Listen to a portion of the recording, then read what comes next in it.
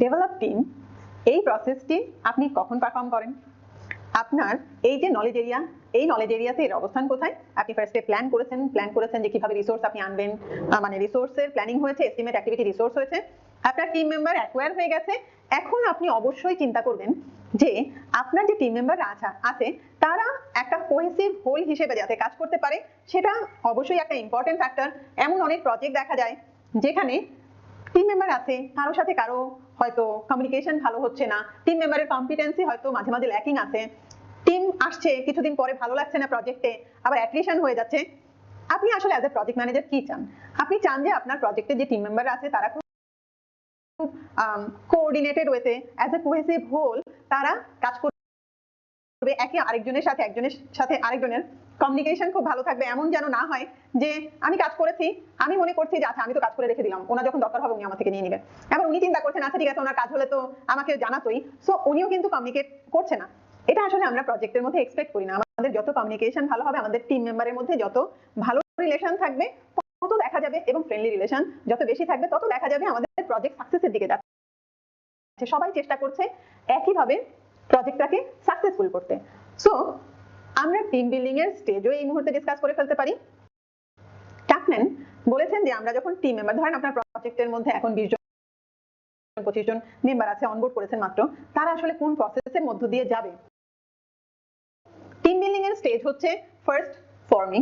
সবাই একসাথে আসবে, একে আরেকজনের সাথে শুরুতেই হয়তো প্রপারলি একদম সবসময় যে শুরু থেকেই খুব ভালো ফ্রেন্ডলি রিলেশন হয়ে যাবে, সবাই সবার সাথে কমিউনিকেট করবে, তা তো আর হবে না। শুরুর দিকে দেখা যাবে সবাই একটু শাই ফিল করবে, কমিউনিকেশন তেমন একটা হচ্ছে না। দেন আমি বলেছি ফর্মিং এর পরে স্টর্মিং। আপনি যদি মনে করেন যে না আমার প্রজেক্টের মধ্যে অনেক বেশি কনফ্লিক্ট হচ্ছে, ওর কথা শুনতে যাচ্ছে না, ওর কথা শুনতে যাচ্ছে না, এবং এটা আমার প্রজেক্টে হচ্ছে, দুনিয়া আর কোনো প্রজেক্টে হয় না, তাহলে এটা একটা ভুল ধারণা। স্টর্মিং স্টেজ আমরা সবসময়ই পার করে যাই, বিকজ আমরা যখন 10 জন 12 জন 15 জন একটা প্রজেক্টের একটা টিমের মধ্যে এসেছি, আমরা তো বিভিন্ন রকম কালচার থেকে এসেছি। আমার কথা আরেকজনের পছন্দ শুরুতে নাও হতে পারে, আরেকজনের কথা আমার মনে হতে পারে কি বলছে এসেই, রাইট? সো তখন দেখা যাবে একটা স্টর্মিং স্টেজ হবে। দেন আস্তে আস্তে আমরা একজন আরেকজনের সাথে অ্যাডজাস্ট করা শুরু করব। এই যে অ্যাডজাস্টমেন্টের ট্রাইটা, আমরা যে চাচ্ছি যে না আচ্ছা ঠিক আছে উনি তো এইভাবে কথা বলে, ঠিক আছে উনি বলুক ওইভাবেই কথা, আমি আমার কাজটা তাহলে আরেকটু চেঞ্জ করে উনি যাতে ওইভাবে রিঅ্যাক্ট না করে সেইভাবে করি, তাহলেই তো হয়ে যায়। তো এই যে আমরা অ্যাডজাস্ট করছি সেটা হচ্ছে নর্মিং স্টেজ।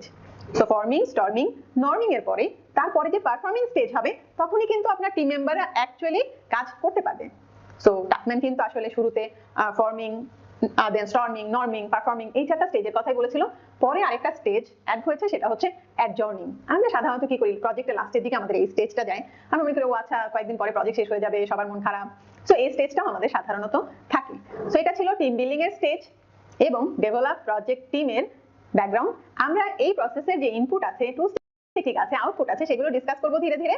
সো সাথে থাকতে হবে। এই লেসনে আমরা ডিসকাস করব ডেভেলপ টিম প্রসেসের ইনপুট। সো আমরা আগেই ডিসকাস করেছি ডেভেলপ টিম প্রসেসের কাজ কি। আপনার যে টিম মেম্বার আছে সেই টিম মেম্বাররা যাতে অ্যাজ এ কোহেসিভ হোল কাজ করতে পারে, তাদের মধ্যে যত কোঅর্ডিনেশন থাকে, সেই জিনিসটা এনশিওর করার জন্য আপনি টিম ডেভেলপ করছেন। এখানে আপনার ফার্স্ট ইনপুট হিসেবে থাকবে প্রজেক্ট ম্যানেজমেন্ট প্ল্যান, বিকজ আপনি রিসোর্স কিভাবে ম্যানেজ করবেন, কিভাবে ডেভেলপ হবে, কি রিওয়ার্ড রিকগনিশনের ক্রাইটেরিয়া আপনি সেট করবেন, এই সবগুলো কথা আপনি লিখে রেখেছেন রিসোর্স ম্যানেজমেন্ট প্ল্যানে। নেক্সট যে ইনপুট সেটা হচ্ছে প্রজেক্ট ডকুমেন্টস। প্রজেক্টের অনেক ডকুমেন্টস নিয়ে আপনার বসতে হতে পারে, কে কখন ফ্রি আছে, আমাদের লেসন লার্ন। আগে যে আমরা প্রজেক্টের শুরুর দিকে টিম ডেভেলপ করতে শুরু করেছিলাম, তখন আমাদের যদি কোনো লেসন লার্ন থাকে তার উপর বেস করে আমরা এরপরে চেঞ্জ করছি। এক্সিকিউটিং এর যে প্রসেসগুলো সেগুলো কিন্তু শুরুর দিকে হবে তা না, আবার সিকোয়েন্সিয়ালও যে তাও কিন্তু না। আপনি যতদিন প্রজেক্ট চলছে ততদিন ধরে আপনি এই প্রসেসগুলো পারফর্ম করছেন, রাইট? কোয়ালিটি একদিক দিয়ে ম্যানেজ হচ্ছে, টিম একদিক দিয়ে ম্যানেজ হচ্ছে, সো সিকোয়েন্সিয়ালও খুব একটা হয় না। আবার প্রকিউরমেন্টও হয়তো আপনি ম্যানেজ করছেন, সবকিছু কনকারেন্টলি একসাথে হচ্ছে। সো আপনার প্রজেক্টের যে টিম অ্যাসাইনমেন্ট, কারা কারা আছে প্রজেক্টে, রিসোর্স ক্যালেন্ডার, দেন প্রজেক্টে চার্ট, অনেকগুলো ডকুমেন্ট আছে। যে ডকুমেন্টগুলো আপনি যদি হাতে থাকে তখন আপনি ডিসাইড করতে পারবেন কোন সময় কে অ্যাভেলেবল আছে। আপনি হয়তো টিম ডেভেলপ করার জন্য কোনো আউটিং এ নিয়ে যাবেন সবাইকে, তো সেই কে ওই দিনে ফ্রি আছে, সবাইকে ফ্রি আছে কিনা সেটা দেখতে হলেও কিন্তু আপনার প্রজেক্টের ডকুমেন্ট, ক্যালেন্ডার, টিম অ্যাসাইনমেন্ট এগুলো দেখতে হবে। এন্টারপ্রাইজ এনভায়রনমেন্টাল ফ্যাক্টর, আপনার যে অর্গানাইজেশনের মধ্যে এনভায়রনমেন্টাল ফ্যাক্টর আছে, আপনি যখন টিম ডেভেলপ করতে যাচ্ছেন, আপনার যদি এমন হয় জিওগ্রাফিক লোকেশন সবাই একসাথে বসে টিম ডেভেলপ করাটা অনেক ইজি হবে। বাট আপনার যদি এমন হয় ঢাকায় 5 জন, যশোরে 3 জন, তখন কিন্তু টিম ডেভেলপমেন্টের জন্য আপনার ডিফারেন্ট অ্যাপ্রোচ ফলো করতে হবে। সো এটাও আপনার একটা important factor. Organizational process assets, আপনার অর্গানাইজেশনে যদি টিম ডেভেলপ করার আগেই কোনো পলিসি প্রসিডিউর থেকে থাকে, আগে কোনো লেসন লার্ন থেকে থাকে, তাহলে সেটাও আপনাকে হেল্প করবে। সো এই ছিল আমাদের input, project management plan, project document, enterprise environmental factor এবং অর্গানাইজেশনাল প্রসেস অ্যাসেট। সো আমরা টুলস টেকনিক ডিসকাস করব নেক্সট ভিডিওতে।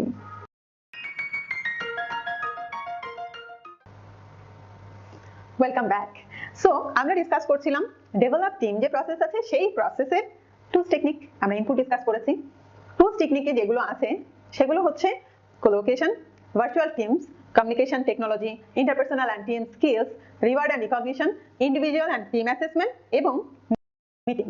সো কেন এই টুলসগুলো জরুরি এই প্রসেসে একে একে ডিসকাস করি। কোলোকেশন আপনারা হয়তো কেউ কেউ দেখে থাকবেন, আমরা ওয়ার রুম নামে একে চিনি, রাইট? টাইপ ম্যাট্রিক্স বলা হয় যে আপনার যদি এমন থাকে, যদি আপনার প্রজেক্ট খুব ইম্পর্টেন্ট, আমরা যেটা করতাম যে প্রজেক্টটা খুব ইম্পর্টেন্ট, তখন আমরা বলতাম ওকে আমাদের একটা ওয়ার রুম লাগবে। ওয়ার রুম মানে একটা রুমের মধ্যে পার্ট টাইম হতে পারে বা ফুল টাইম হতে পারে, ক্রিটিক্যাল রিসোর্স যারা আছে ওই প্রজেক্টে তারা সবাই একসাথে বসবে।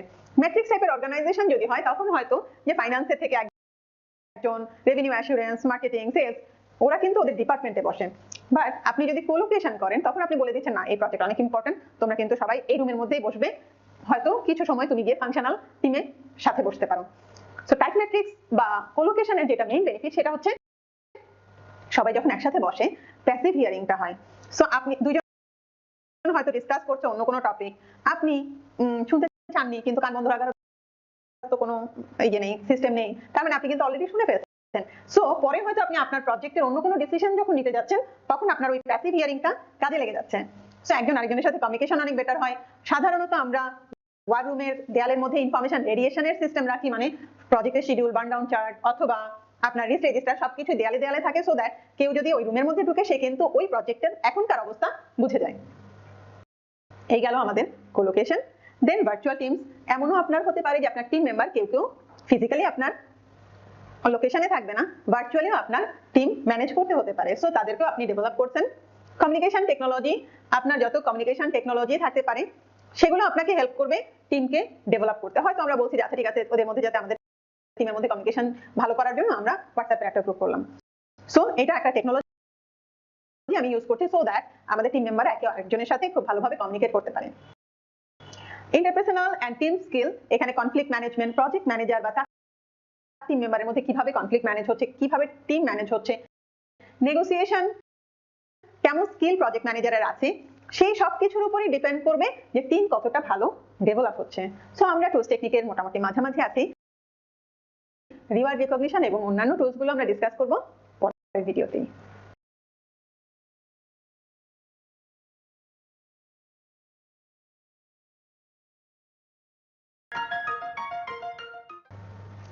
ধন্যবাদ সাথেই থাকবার জন্য। আমরা ডিসকাস করছিলাম টুলস টেকনিক ডেভেলপ টিম প্রসেসের। সো এখন আমরা যেই টুলটা ডিসকাস করব সেটা হচ্ছে রিওয়ার্ড এন্ড রিকগনিশন। আমাদের প্রজেক্টের টিমের মধ্যে থ্রু আউট দ্য প্রজেক্ট, আমাদের হয়তো 2 বছরের প্রজেক্ট, 6 মাসের প্রজেক্ট, সো এই সময়টাতে আমরা যদি রিওয়ার্ড রিকগনিশনের কোনো সিস্টেম রাখি যে ভালো কাজ করছে সে যেন আরো ভালো ভালো কাজ করে, সেজন্য আমরা তাকে রিওয়ার্ড দিচ্ছি, রেকগনাইজ করছি, এরকম সিস্টেম যদি থাকে তাহলে ডেফিনেটলি আমাদের টিম মেম্বাররা মোটিভেটেড হবে, ডেভেলপড হবে, খুশি হবে, কোঅর্ডিনেটেড ওয়েতে কাজ করবে, রাইট? সো রিওয়ার্ড রিকগনিশনের যে পলিসি থাকবে সেখানে একটা বিষয় বলা আছে, সেটা হচ্ছে যেটা আমরা ফলো করি, সেটা হচ্ছে যে আপনি রিওয়ার্ড যখন দিচ্ছেন তখন সেই রিওয়ার্ডের ক্রাইটেরিয়া যাতে জিরো সাম না হয়, মানে হচ্ছে একজন পেলে আরেকজন পাবে না, এরকম ক্রাইটেরিয়া যখন থাকে তখন দেখা যায় সবাই চিন্তা করে ওকে আমরা তো বুঝতেই পারছি মিস্টার এক্স উনি রিওয়ার্ডটা পাবে, উনি ভালো ভালো কাজ করছে, আমি তো আর পাবো না, খামাখা কষ্ট করে লাভ কি। সো আপনার রিওয়ার্ডের ক্রাইটেরিয়া এমন হওয়া উচিত যেটা সবাই হয়তো অ্যাচিভ করতে পারে। হয়তো বললেন ওকে যার অ্যাক্টিভিটি, যার যে রেসপন্সিবিলিটি আছে সেটা যদি অন টাইমে হয় তাহলে সে রিওয়ার্ড পাবে, সো এটা সবাই অ্যাচিভ করতে পারবে। বাট আপনি যদি বলেন যে সবচেয়ে ভালো কাজ করবে সে রিওয়ার্ড পাবে, সো দেখা যাবে একজন দুইজন আমরা যখন গেস করে ফেলতে পারবো যে উনিই তো পাবে, এরপরে কিন্তু আমরা অন্য যারা আছে তারা কিন্তু ডিমোটিভেটেডও হয়ে যেতে পারে। তার মানে এক্সপেক্টেন্সি থিওরিও কিন্তু তাই বলে, যদি আমি এক্সপেক্ট করি যে আমার কাজ রিওয়ার্ডেড হবে তাহলে আমি কাজ করব, যদি মনে করি যে না আমি এক্সপেক্ট করছি না, যতই কষ্ট করি আমার কোনো রিওয়ার্ড নেই, তাহলে কিন্তু কাজ করছি না।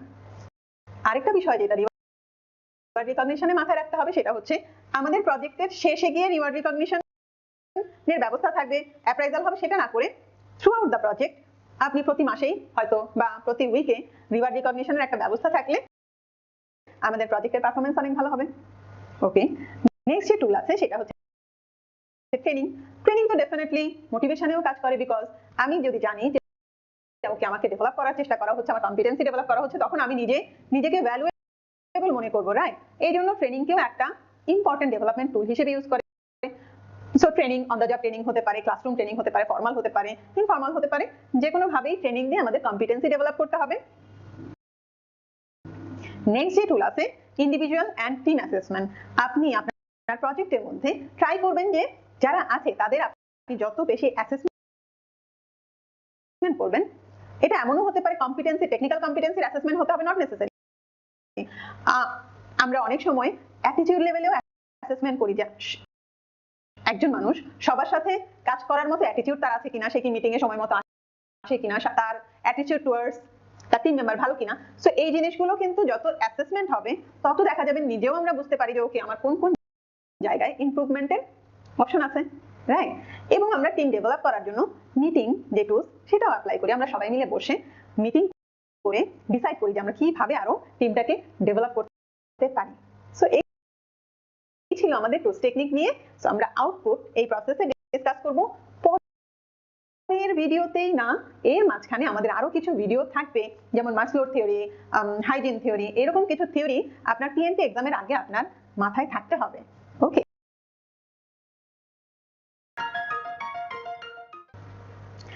মাসলোর হায়ারার্কি অফ নিড আমাদের মাথায় রাখতে হয় যখন আমরা রিওয়ার্ড রিকগনিশনের ক্রাইটেরিয়া সেট করি। মাসলোর হায়ারার্কি অফ নিড কি বলেছে যে আমাদের নিড, আমরা নিডের কয়েকটা হায়ারার্কি আছে, মানে কয়েকটা স্টেপ আছে। একটা স্টেপের নিড যখন আমাদের ফুলফিল হয়, তারপরে কিন্তু আমরা তার পরের স্টেপে যাওয়ার চেষ্টা করি, আমরা কোনো হায়ারার্কি, কোনো স্টেজ স্কিপ করি না, রাইট? নিচেই আছে বেসিক ফিজিক্যাল নিড। শুরুতেই কিন্তু একটা মানুষের খাদ্য, বস্ত্র, বাসস্থানের যে নিড সেটা আগে ফুলফিল করতে হয়। যার খাদ্য, বস্ত্র, বাসস্থান মানে বেসিক ফিজিক্যাল নিড ফুলফিল হয়েছে, সে এতটা টাকা ইনকাম করছে যে তার এই নিডটা ফুলফিল হয়, তখন সে চিন্তা করবে ওকে আমার সেফটি সিকিউরিটি তো এখন দরকার, কারণ আমার কিছু আছে সেভ করার মতো, সেটা সিকিউরিটির কথা সবাই চিন্তা করবে। কারো যখন খাদ্য, বস্ত্র, বাসস্থান মানে physical need, safety security need fulfil হয়ে যায়, তারপরেই কিন্তু সে চিন্তা করে যে তার সোশ্যাল নিড ফুলফিলমেন্টের।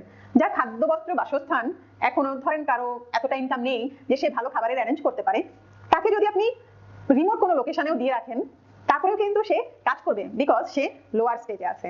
কিন্তু রিমোট লোকেশনে আমার আশেপাশে কেউ নেই যার এই আগের দুইটা স্টেজ ফুলফিল হয়ে গেছে, সে কিন্তু পরে চিন্তা করবে এখানে তো আমার কোনো ফ্রেন্ড নেই এই প্রজেক্টের মধ্যে, আমাকে এখানে কাজ করার দরকার কি, আমি অন্য কোথাও যাই, রাইট? সো সোশ্যাল নিড অনেক বেশি ইম্পর্টেন্ট, বিকজ আমরা হিউম্যান সোশ্যাল, মানে আমরা আশেপাশে আমাদের বন্ধু বান্ধব নিয়ে, কলিগ নিয়ে, আমাদের টিম মেম্বার নিয়ে থাকতে চাই। দেন নেক্সট যে স্টেজ আছে সেটা হচ্ছে সেলফ এস্টিম, মানে হচ্ছে আমার ফিজিক্যাল নিড গেল, দেন হচ্ছে আমার সেফটি সিকিউরিটি নিড গেল, দেন আমার সোশ্যাল নিড গেল। সেলফ এস্টিম যে আমি এরপরে চাই যে আচ্ছা ওকে আমি ভালো কাজ করছি, এখন আমি চাই যে না আমি যে ভালো কাজ করছি আমাকে রেকগনাইজ করা হোক। তার মানে যার খাদ্য, বস্ত্র, বাসস্থানের নিড ফুলফিল হয়ে গেছে, যে ফোর্থ স্টেজে আছে, তাকে যদি আপনি এমন কোনো রিওয়ার্ড দেন যেটা হচ্ছে একদম লোয়ার হায়ারার্কির একদম নিচে আছে, সে কিন্তু স্যাটিসফাইড হবে না। ধরেন আপনি প্রজেক্ট ম্যানেজার, যে খাদ্য, বস্ত্র, বাসস্থান, সেফটি সিকিউরিটি তারও অনেক উপরে আছে, সে কিন্তু তাকে যদি সিইও অ্যাওয়ার্ড দেওয়া হয়, তাকে যদি রেকগনাইজ করা হয়, সে খুশি হবে। কিন্তু ধরেন এমন কেউ আছে হয়তো আপনার ডেইলি লেবার হিসেবে কাজ করছে, তাকে রিওয়ার্ড রিকগনিশন দিয়ে কিন্তু হ্যাপি করতে পারবেন না, তাকে হয়তো আপনার ইদার বেসিক নিড মানে কোনো খাবার দিয়ে, ক্লথিং দিয়ে, কোনো গিফট দিয়ে, সেভাবেই কিন্তু সে বেশি স্যাটিসফাইড হবে। একদম লাস্টে, একদম টপে যেই স্টেজটা আছে সেটা হচ্ছে সেলফ অ্যাকচুয়ালাইজেশন, মানে আমি এমন অবস্থানে চলে গেছি যে আমাকে রিওয়ার্ড দেওয়া হোক না দেওয়া হোক, আমি একদম আমার বেস্ট পারফরমেন্স করবই। সো আমাদের এই যে মাসলোর হায়ারার্কি অফ নিড, সেটা কেন জানা দরকার, বিকজ আপনি আপনার প্রতিটা টিম মেম্বার কে কোন স্টেজে আছে তার উপর বেস করেই কিন্তু রিওয়ার্ড রিকগনিশন সেট করবেন। সো সাথে থাকুন। এই ভিডিওতে আমরা ডিসকাস করব হ্যাসবার্গের হাইজিন থিওরি। হাইজিন থিওরি কি বলছে? হাইজিন থিওরি বলছে যে আমাদের যে পে, বেনিফিট আছে, বেতন পাই, বেনিফিট পাই, ভালো একটা ওয়ার্কিং কন্ডিশন আছে, সেগুলি কিন্তু আমাদের মোটিভেটিং ফ্যাক্টর না। ধরেন আজকে আপনি বেতন পেয়েছেন, আপনি কি পরের দিন মনে করবেন ওকে আমি স্যালারি পেয়েছি, আমি অনেক মোটিভেটেড হয়ে কাজ করবো? তা কিন্তু না, বিকজ এটা হচ্ছে হাইজিন ফ্যাক্টর, এইটুকু আমরা মেনটেন করতেই হবে। মানে আমাদের যে প্রজেক্টে যারা কাজ করছে তাদের কিন্তু পে বেনিফিট এইটুকু একদম হাইজিন। যদি থাকে সে স্যাটিসফাইড হচ্ছে না, যদি না থাকে সে ডিসস্যাটিসফাইড হচ্ছে। যেই দিন পে হওয়ার কথা সেই দিন পেমেন্ট যদি না হয় তখন কিন্তু আমরা ডিসস্যাটিসফাইড হই, পেমেন্ট হলে কিন্তু স্যাটিসফাইড হই না। ওকে, সো এগুলো ডিসস্যাটিসফাইং ফ্যাক্টর। হাইজিন থিওরি বলছে আপনাকে তাহলে মোটিভেট করতে হলে কি করতে হবে? আপনাকে চ্যালেঞ্জিং ওয়ার্ক দিতে হবে, আপনার স্কিল বাড়াতে হবে। আপনি যদি মনে করেন যে আমি ভালো কিছু শিখছি, আমার এখানে অপরচুনিটি আছে ভালো কিছু শেখার, আমি আরো বেটার হওয়ার এখানে স্কোপ আছে, তাহলে আপনি মোটিভেটেড হবেন, রাইট? সো মোটিভেটিং ফ্যাক্টর আলাদা আর হাইজিন ফ্যাক্টর আলাদা। পে বেনিফিট ওয়ার্কিং কন্ডিশন দিয়ে আপনি মোটিভেট করতে পারবেন না।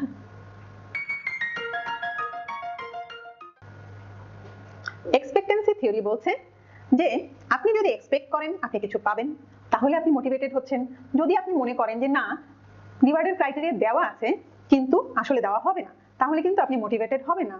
এরকম অনেক সময় দেখা যায়, আগের বছর হয়তো আপনি প্রজেক্ট ম্যানেজার ছিলেন, আগের প্রজেক্টে আপনি কোনো একটা রিওয়ার্ডের কথা বলেছিলেন কিন্তু আপনি শেষ পর্যন্ত সেই রিওয়ার্ডটা, সেই কমিটমেন্টটা রক্ষা করেননি। সো এই প্রজেক্টে আপনি যখন সেম রিওয়ার্ডের কথা বলছেন তখন কিন্তু সবাই জানে যে না, বলেছে কিন্তু করবে না, সো আমি এক্সপেক্ট করছি না। অতএব এই যে যেই কারণে রিওয়ার্ডটা দিয়েছেন কোন একটা পজিটিভ অ্যাটিটিউডের কারণে, সেটাও কিন্তু করা হবে না। সো রিওয়ার্ড বা এক্সপেক্টেন্সি থিওরি বলছে আপনি যদি এক্সপেক্ট করেন যে যে রিওয়ার্ডের কথা বলা হয়েছে সেটা, যে আউটকামের কথা বলা হয়েছে সেটা আপনি অ্যাচিভ করতে পারবেন, তাহলেই আপনি সেই আউটকামের পিছনে দৌড়াবেন। মানে আপনি আসলে এমন কোনো রিওয়ার্ডও সেট করবেন না যেটা আসলে অ্যাচিভ করা পসিবল না। যেটা অ্যাচিভ করা পসিবল সেটাই আপনি তাহলে রিওয়ার্ডের ক্রাইটেরিয়া হিসেবে সেট করবেন, যেটা দেওয়া যায়, যেটা অ্যাকচুয়ালি আপনি দিতে পারবেন, যেটা আসলে এক্সপেক্ট করা পসিবল। দেন অ্যাচিভমেন্ট থিওরি বলছে যে আমাদের পিপল আর motivated by achievement, power and affiliation. মানুষ আসলে মোটিভেটেড হয় অ্যাচিভমেন্টের মাধ্যমে, পাওয়ার যদি পায় সেটাতে, এবং অ্যাফিলিয়েশনে। সো এই পয়েন্টগুলো মাথায় রাখতে হবে।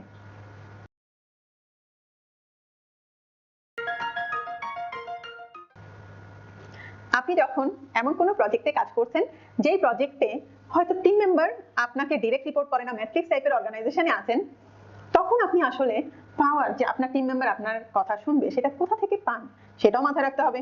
ওকে, দেন আমরা ডিসকাস করব এখন power of a project manager. First power, reward power. আপনি অ্যাজ এ প্রজেক্ট ম্যানেজার আপনার টিম মেম্বারকে ভালো কাজ করলে রিওয়ার্ড দিতে পারেন, সেখান থেকে আপনি পাওয়ার পাবেন, বিকজ আপনার টিম মেম্বার জানে ওকে আমরা ভালো কাজ করলে আমরা রিওয়ার্ড পেতে পারি প্রজেক্ট ম্যানেজারের থেকে। পানিশমেন্ট পাওয়ার, শুনেই বোঝা যাচ্ছে যে আপনি হয়তো এমন কিছু, যদিও এটা সাজেস্টেড না, আপনি হয়তো বলেন যে কাজ ঠিকভাবে না করলে কিন্তু রিপোর্ট হবে।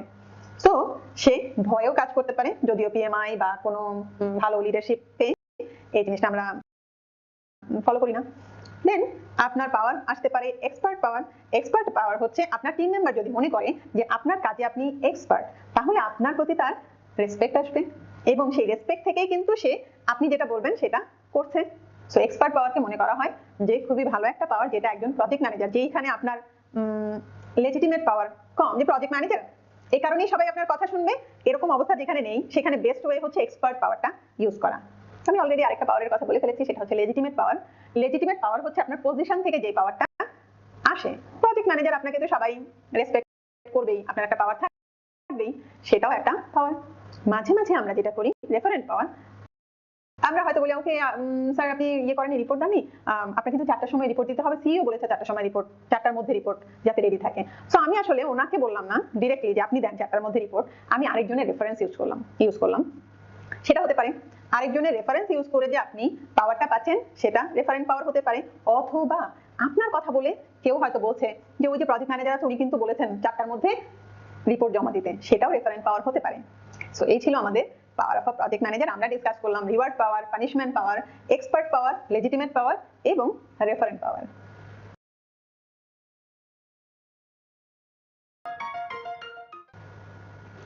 আপনি যখন এমন কোনো প্রজেক্টে কাজ করছেন যেই প্রজেক্টে হয়তো টিম মেম্বার আপনাকে ডিরেক্ট রিপোর্ট করে না, ম্যাট্রিক্স টাইপের অর্গানাইজেশনে আছেন, তখন আপনি আসলে পাওয়ার যে আপনার টিম মেম্বার আপনার কথা শুনবে সেটা কোথা থেকে পান সেটাও মাথায় রাখতে হবে। ওকে, দেন আমরা ডিসকাস করব এখন power of a project manager. First power, reward power. আপনি অ্যাজ এ প্রজেক্ট ম্যানেজার আপনার টিম মেম্বারকে ভালো কাজ করলে রিওয়ার্ড দিতে পারেন, সেখান থেকে আপনি পাওয়ার পাবেন, বিকজ আপনার টিম মেম্বার জানে ওকে আমরা ভালো কাজ করলে আমরা রিওয়ার্ড পেতে পারি প্রজেক্ট ম্যানেজারের থেকে। পানিশমেন্ট পাওয়ার, শুনেই বোঝা যাচ্ছে যে আপনি হয়তো এমন কিছু, যদিও এটা সাজেস্টেড না, আপনি হয়তো বলেন যে কাজ ঠিকভাবে না করলে কিন্তু রিপোর্ট হবে। সো সে ভয়েও কাজ করতে পারে, যদিও পিএমআই বা কোনো ভালো লিডারশিপে এই জিনিসটা আমরা ফলো করি না। দেন আপনার পাওয়ার আসতে পারে এক্সপার্ট পাওয়ার। এক্সপার্ট পাওয়ার হচ্ছে আপনার টিম মেম্বার যদি মনে করে যে আপনার কাজে আপনি এক্সপার্ট, তাহলে আপনার প্রতি তার রেসপেক্ট আসবে, এবং সেই রেসপেক্ট থেকেই কিন্তু সে আপনি যেটা বলবেন সেটা করছে। সো এক্সপার্ট পাওয়ারকে মনে করা হয় যে খুবই ভালো একটা পাওয়ার, যেটা একজন প্রজেক্ট ম্যানেজার, যেইখানে আপনার লেজিটিমেট পাওয়ার কম, যে প্রজেক্ট ম্যানেজার এই কারণেই সবাই আপনার কথা শুনবে, এরকম অবস্থা যেখানে নেই, সেখানে বেস্ট ওয়ে হচ্ছে এক্সপার্ট পাওয়ারটা ইউজ করা। আমি অলরেডি আরেকটা পাওয়ারের কথা বলে ফেলেছি, সেটা হচ্ছে লেজিটিমেট পাওয়ার। লেজিটিমেট পাওয়ার হচ্ছে আপনার পজিশন থেকে যে পাওয়ারটা আসে। প্রজেক্ট ম্যানেজার আপনাকে তো সবাই রেসপেক্ট করবেই, আপনার একটা পাওয়ার থাকবেই, সেটাও একটা পাওয়ার। মাঝে মাঝে আমরা যেটা করি রেফারেন্ট পাওয়ার, আমরা হয়তো বলি ওকে স্যার আপনি ইয়ে করেন, রিপোর্ট দেননি, আপনার কিন্তু 4টার সময় রিপোর্ট দিতে হবে, সিইও বলেছে 4টার সময় রিপোর্ট, 4টার মধ্যে রিপোর্ট যাতে রেডি থাকে। সো আমি আসলে ওনাকে বললাম না ডিরেক্টলি যে আপনি দেন 4টার মধ্যে রিপোর্ট, আমি আরেকজনের রেফারেন্স ইউজ করলাম। সেটা হতে পারে আরেকজনের রেফারেন্স ইউজ করে যে আপনি পাওয়ারটা পাচ্ছেন, সেটা রেফারেন্ট পাওয়ার হতে পারে। অথবা আপনার কথা বলে কেউ হয়তো বলছে যে ওই যে প্রজেক্ট ম্যানেজার আছে উনি কিন্তু বলেছেন 4টার মধ্যে রিপোর্ট জমা দিতে, সেটাও রেফারেন্ট পাওয়ার হতে পারে। সো এই ছিল আমাদের পাওয়ার অফ আ প্রজেক্ট ম্যানেজার। আমরা ডিসকাস করলাম রিওয়ার্ড পাওয়ার, পানিশমেন্ট পাওয়ার, এক্সপার্ট পাওয়ার, লেজিটিমেট পাওয়ার এবং রেফারেন্ট পাওয়ার।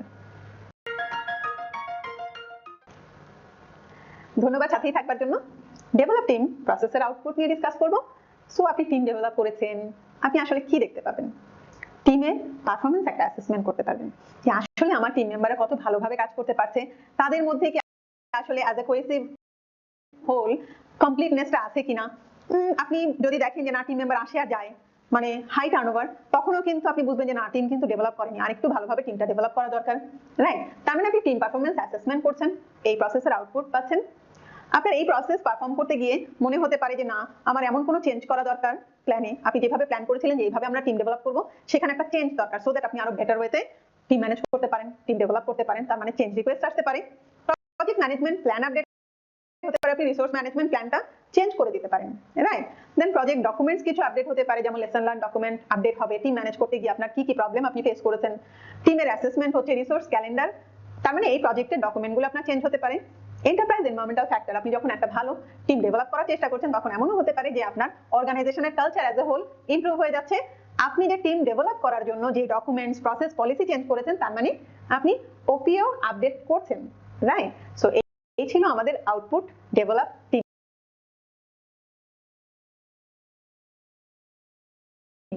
আমরা নেক্সট প্রসেসে ডিসকাস করব manage team. Come back.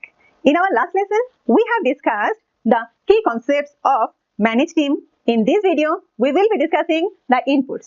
So, we have 6 inputs in manage team process. Those inputs are project management plan, project documents, work performance reports, team performance assessments, then enterprise environmental factors, and organizational process assets. So, the first one is project management plan. In the project management plan, resource management plan will tell us how to manage our team. Then the next one is project documents like issue logs, lesson learned register.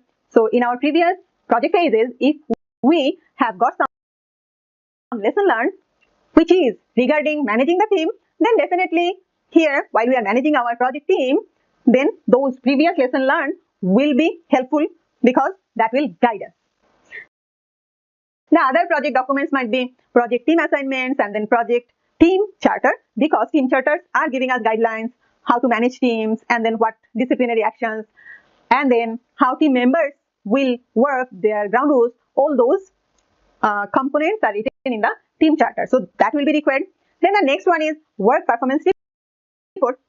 In work performance report, we get the final output from our work performance information. So that gives us the idea about how we are doing in the project. So that report will tell us where we have to put focus on. Maybe some components are getting delayed. So based on that, who's responsible for that work, we can work with them or we can manage that component working with the team members. Then the next input we have is team performance assessments. So why project manager is regularly checking the team performance, then that project manager will be able to manage the project team properly. The next input we have is enterprise environmental factors. So if we have HR or resource management or team management policies that has got a enterprise environmental factor that will be helpful for us in the organizational process assets. We can get the idea looking into past certificates. Maybe in last project, the project manager has given some certificates, or in the organizations we have a format for certificates. Then corporate apparels, maybe for the top performer, we have apparel designed for them. Then other benefits also. So from the organizational process assets, we get all kind of certificates of and then all those benefits and all the policies and procedures that we have to get those rewards or recognitions, or how to manage the project team. So we have discussed all the inputs for managed team. Those inputs were project management plan, project documents, work performance reports, team assessment like team performance assessment, enterprise environmental factors, and organizational process assets. We will be discussing tools and techniques for managed team in our next lesson. আমরা আছি manage team যে process, সেই প্রসেসে input আমরা discuss করেছি। Tools টেকনিকে আমাদের দুটো tools technique আছে, একটা হচ্ছে ইন্টারপার্সোনাল এন্ড টিম স্কিল। এটা আমি আগেও বলেছি ইনপুটে বা এই প্রসেস সম্বন্ধে যখন বলেছি তখনই আমি বলেছি আপনার ইন্টারপার্সোনাল স্কিল এখানে, প্রজেক্ট ম্যানেজারের ইন্টারপার্সোনাল স্কিল এখানে অনেক বেশি ইম্পর্টেন্ট। বিকজ আপনি টিমকে ভালোভাবে ম্যানেজ করতে হলে আপনার কনফ্লিক্ট ম্যানেজমেন্ট, ডিসিশন মেকিং, দেন ইমোশনাল ইন্টেলিজেন্স, এমন অনেক সময় থাকে যে টিম মেম্বার যারা আছে তাদের মধ্যে কনফ্লিক্ট তৈরি হয়ে যায়। এমন অনেক সময় থাকে যখন আপনি দেখবেন আপনার টিম মেম্বার ইমোশনালি অনেক বেশি সেন্সিটিভ হয়ে আছে। সো আপনি কোন সময় কোন কাজটি করলে কিভাবে ম্যানেজ করলে দেখা যাবে কিভাবে কোন স্কিল, সফট স্কিলস এখানে অনেক ইম্পর্টেন্ট, অ্যাপ্লাই করে আপনি আপনার টিম মেম্বারের যে মোরাল আছে সেটা সবসময় আপ রাখতে পারেন সেটা দেখতে হবে। সেকেন্ড যে টুলস আছে সেটা হচ্ছে project management information system. So আমাদের ইনফরমেশন সিস্টেম এখানে অনেক ক্ষেত্রে সফটওয়্যারের ব্যাপারও চলে আসে। আপনি টিম ম্যানেজ করতে গিয়ে কোনো সফটওয়্যার ইউজ করতে পারেন, অথবা আপনি ডাটা বা ইনফরমেশন কিভাবে রাখছেন সেটাও এখানে ইম্পর্টেন্ট। আমি এই মুহূর্তে কিছু কনফ্লিক্ট ম্যানেজমেন্ট নিয়ে কথা বলবো।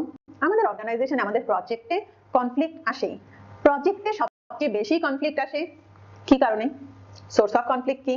সবচেয়ে বেশি হয় শিডিউল নিয়ে, কেউ এটা আগে যাচ্ছে কেউ পরে যাচ্ছে, পরে কেউ চায় না, সবাই আগে যাচ্ছে, এই জন্যই কনফ্লিক্ট হয়। দেন প্রায়োরিটি নিয়ে, মানে আপনি যেই মডিউল বা যেই কাজটা চাচ্ছেন সেটা আপনি হয়তো প্রায়োরিটাইজ করতে চাচ্ছেন আগে, সেটা নিয়ে অনেক বেশি কনফ্লিক্ট হয়।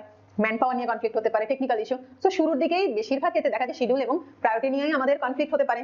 সবচেয়ে কম যে কারণে কনফ্লিক্ট হয় সেটা হচ্ছে কস্ট। বিকজ আমরা জানি কস্ট ম্যানেজ করা বা খরচটা ম্যানেজ করা নিয়ে এসে আপনার হাতে দেওয়ার দায়িত্ব স্পন্সরের।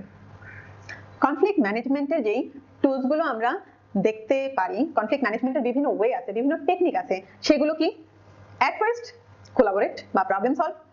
কোলাবোরেট বা প্রবলেম সলভ যে টেকনিক আছে সেটা হচ্ছে আপনার যখন একটা কনফ্লিক্ট হবে আপনি সবার সাথে ডিসকাস করে সেই কনফ্লিক্টটাকে ম্যানেজ করার চেষ্টা করছেন। ফর এক্সাম্পল, একটা সমস্যা হলো, আপনি সবাইকে বললেন আমাদের তো এরকম একটা কনফ্লিক্ট তৈরি হয়েছে যে ইউএটি আগে হবে নাকি এই কাজটা আগে হবে, আপনারা কি বলেন? সবাই হয়তো বললো আচ্ছা ঠিক আছে আগে ওই কাজটা শেষ করি তারপর ইউএটি করি। তার মানে আপনি কোলাবোরেটিভলি এই প্রবলেমটা, কনফ্লিক্টটাকে রিজলভ করলেন। দেন আরেকটা টুলস ফোর্স বা ডিরেক্ট, এই যে টেকনিক সেখানে হচ্ছে আপনি চাচ্ছেন একজনের কথা শুনে বা নিজের কথাটাকে আপনি ফোর্স করে দিলাম, আমি বলেছি এটা ওই দিনে হবে অতএব ওই দিনে হবে। সাধারণত এটা আমরা এনকারেজ করি না, বাট ফোর্স এটা কনফ্লিক্ট ম্যানেজমেন্টের একটা টেকনিক হতে পারে। কম্প্রোমাইজ বা রিকনসাইল, এই যে টেকনিক আছে, আপনি দুই পার্টিকে হয়তো কনফ্লিক্ট হয়েছে, আপনি দুই পার্টিকেই বলছেন আচ্ছা ঠিক আছে আপনি একটু কম্প্রোমাইজ করেন, উনি একটু কম্প্রোমাইজ করুন। তার মানে দুইজনই কিন্তু লুজ লুজ সিচুয়েশনে এসছে। তার মানে আমি একটু ছাড় দিচ্ছি, উনি একটু ছাড় দিচ্ছেন। এই যে কনফ্লিক্ট ম্যানেজমেন্টের টেকনিক সেটাকে আমরা বলছি কম্প্রোমাইজ। দেন স্মুথ বা অ্যাকোমোডেট। স্মুথ বা অ্যাকোমোডেট যে টেকনিক আছে সেই টেকনিকে আপনি দুজনের মধ্যে কনফ্লিক্ট বা ডিফারেন্স আছে যেই ওপিনিয়নে সেটাকে কম এমফাসাইজ করছেন, মানে এমফাসাইজ করছেন না। এগ্রিমেন্ট আছে যেখানে, সেখানে আপনি এমফাসাইজ করছেন। হয়তো আপনি বলছেন আচ্ছা ঠিক আছে আপনারা সমস্যা তো হচ্ছে আপনাদের ইউএটি ডেট নিয়ে আছে, ওইটাকে আপাতত রাখেন, যেটা নিয়ে এগ্রিমেন্ট আছে ওইখানে যে ইন্টেরিয়রটা হওয়া সেটা আগে শেষ করেন। তার মানে আপনি এমফাসাইজ করছেন যেখানে আপনাদের এগ্রিমেন্ট আছে সেটা নিয়ে, আর যেখানে ডিসএগ্রিমেন্ট আছে সেটাকে আপনি এখনো আপাতত এমফাসাইজ করছেন না। বাট এই ক্ষেত্রে কিন্তু এই প্রবলেমটা আবারও চলে আসতে পারে, মানে এটা পার্মানেন্ট কোনো সলিউশন সাধারণত হয় না। উইথড্রয়াল বা অ্যাভয়েডও আমরা করতে পারি। মাঝে মাঝে আপনার হয়তো মনে হচ্ছে এই মুহূর্তে এই প্রবলেমটা নিয়ে যদি বসি তাহলে সমস্যাই বেশি হতে পারে, অতএব হয়তো কিছুদিন পরে যদি আমরা এই প্রবলেমটা নিয়ে বসি তাহলে সমস্যাটা ভালো সমাধান হবে। আপনি এখন বলছেন আচ্ছা ঠিক আছে এইরকম একটা প্রবলেম আছে আমি জানি, বাট আমরা এটা একটু পরে এটা নিয়ে সলিউশনে যাব। অথবা আপনি বলছেন এটা আমরা ডিসকাস নাই করি। বাট এটাও ঠিক যে উইথড্রয়াল বা অ্যাভয়েড করা যেটা, সেটা খুব একটা ভালো কোনো সলিউশন না। সো আমরা দুইটা টুলস ডিসকাস করলাম, টেকনিক ডিসকাস করলাম, আউটপুট ডিসকাস করব নেক্সট ভিডিওতে।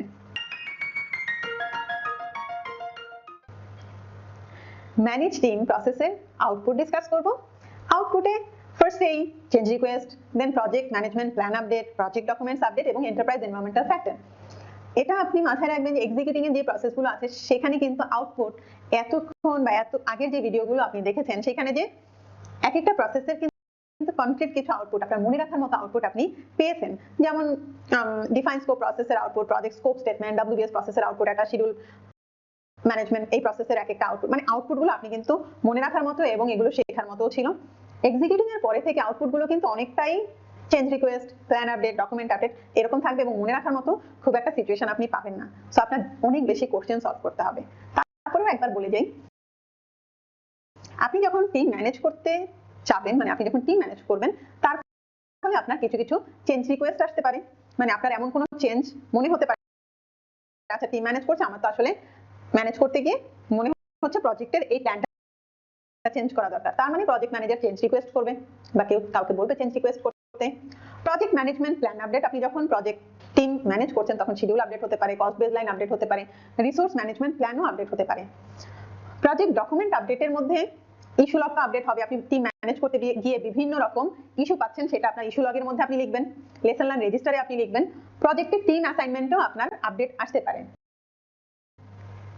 এন্টারপ্রাইজ এনভায়রনমেন্টাল ফ্যাক্টরের মধ্যে আপনার যে প্রজেক্টে ম্যানেজ করছেন, আপনি কিভাবে প্রজেক্ট ম্যানেজ করছেন, টিম ম্যানেজ করছেন, তার উপর ডিপেন্ড করছে যে আপনার এন্টারপ্রাইজের একটা এনভায়রনমেন্টাল ফ্যাক্টর, কিন্তু এনভায়রনমেন্টাল পার্সোনাল স্কিল চেঞ্জ হচ্ছে, তার কালচার চেঞ্জ হচ্ছে, তার মানে এন্টারপ্রাইজ এনভায়রনমেন্টাল ফ্যাক্টর কিন্তু আপডেটেড হচ্ছে। সো এই ছিল আউটপুট।